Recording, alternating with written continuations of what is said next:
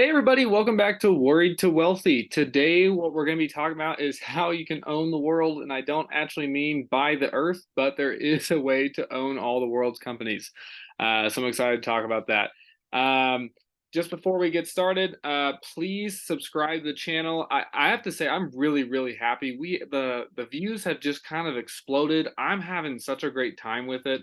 We've got more likes, more comments, and more subscribers. And truthfully, I'm just having a great time. So if you like the channel, please subscribe. It really helps us out. And just as you guys know, a quick disclaimer. Here at Word to Wealthy, I'm not a financial, advisor. I'm not licensed or accredited, so I'm not a financial advisor. So please just treat this as entertainment. I'm just a guy at YouTube at the end of the day. I didn't study this. This is just from life. This is from me reading a bunch of stuff on over the internet. I've done a bunch of interviews, read a bunch of interviews with millionaires. I've read 7 to 8 different personal finance books that are really value packed. So, but again, I'm not licensed, so that's just my disclaimer. And I do say that not only help myself, and protect myself, but I do say that to protect you because at the end of the day, I know when you guys have conviction, you guys are gonna be better equipped when there's a downturn, when someone questions what you're doing. You're gonna be like, well, I actually know what I'm doing. I know what I'm invested in. I promise you, it'll help you out in the long run. Anyways, so let's get into it. How do we own the whole world? How do we turn into Doctor Evil? Anyone who's watched Austin Powers, if you haven't, it is just such a quirky but awesome movie. It's kind of like making fun of James Bond. But yeah, let's get into it. So VT, it's basically this is an ETF brought to us by Vanguard. And honestly, this is just pretty simple. It's just the Vanguard Total World Stock Market. So you've probably heard of some like the S&P 500. This would be this bad boy down here, or the total. So the S&P 500 would be VOO, and then there's a Vanguard Total Stock Market, which I like, which is VTI. This is the top 500 companies. They usually have to be bigger, and then this one is every single U.S. public stock, and it has to have a couple different qualifications, but that's basically it's the entire U.S. stock market. This has 500 stocks roughly. This one roughly has 4,000.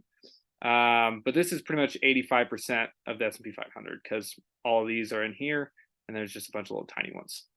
But we're talking about how do you own the world? How do you own all the stocks in the world? And literally, it's this. It's just a click of a button, like, and the ticker is VT. Now I want to show you a couple different things. If we go into here, some cool stuff. So we go into regions, and the cool part is North America is about 63% of it. I will say, so when you look up these things at the end of the day, America has had the best performing stock market out of the entire world. But that could change, right? Like we don't really know if that's going to go on forever.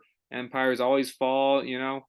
So at the end of the day, you just never know. So it's always good to diversify. Don't put all your eggs in one basket. I think it's kind of ironic because technically you could just buy VT and all your eggs would be in one basket, but they'd be in a bunch of different ones because VT holds, I mean, God knows how many stocks. But that's actually where we're going to go through. Let me go through here. God, look how many pages there are. Look at this. It just keeps, oh my God, I'm barely even, let's see how far it goes down. It owns, oh no, it just went up. I think it was like 9,000, maybe 10,000 pages worth of stock. So we're going to go up to like the first five and just kind of show you guys. Let's not be too afraid of this because a lot of these companies you're probably already invested in. When you invest into VOO, which is SP 500, or when you invest into VTI, which is a total stock market. Apple. A lot of us have either used a Mac or own one, either have an iPhone or have seen one. People have AirPods. I recently became an Apple person pretty recently. I think their stuff is pretty good.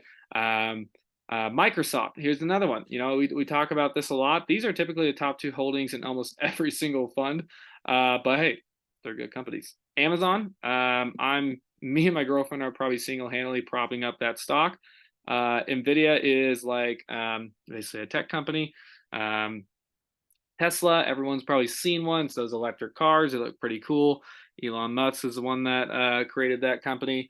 Google, it's what I'm literally using right now, and basically they make money by putting ads on their pages.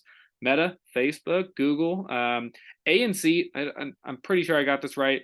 One of these has a voting. You're able to vote with these shares if you buy it individually, and one of them is a non-voting one. Don't take my word for it as like absolutely in stone, but I heard that. And then Berkshire Hathaway, this is Warren Buffett's company. Love Warren Buffett. United Health Group. All these companies are in America. Like, let's see if we go to VU top 10 holdings. I'm actually just curious if it's exactly the same. It's exactly the same. That is hilarious. Wow. It is exactly the same. So it's cool. I mean, like, basically, we go back to here. The top 10 holdings is the exact same, whether if it's VU or VT. The percentages are a little bit different. I think Apple will probably be like 6 or 7. But let's keep moving here. Going here. ExxonMobil. Remember, if you guys, I'll link a video in right up here. It'll pop up here in a second. That was my worst investment. I wish I hold on. It was nothing wrong with Exxon. It was just I got the emotions got the best of me. Johnson and Johnson, J.P. Morgan Chase is a bank that I bank with. Eli Lilly is a healthcare company. Visa, I got like 10 of their cards. This is the first one. Finally, we get to a company that is a foreign one. How do I know? I honestly just know. I know it's well, I guess it does say Taiwan in the title there. But you know, it is in Taiwan. Procter and Gamble, we'll back to it. Anytime that you buy, like, for example, Cascade dishwasher detergent, that's actually made from Procter and Gamble. It's not actually Cascade. Broadcom, MasterCard. Actually, don't have a MasterCard. Never had a MasterCard before. Nestle, I know is, let's see, Nestle HQ in Switzerland. All right, so we got another foreign one in there, and we're gonna go to page 3. So we've only had like what, 2 foreign? Basically everything else is exactly the same in America. Home Depot, love Home Depot. Merck, I think this is foreign because honestly I don't know. Let's see. Let's just do this. The Netherlands. Okay, pretty cool.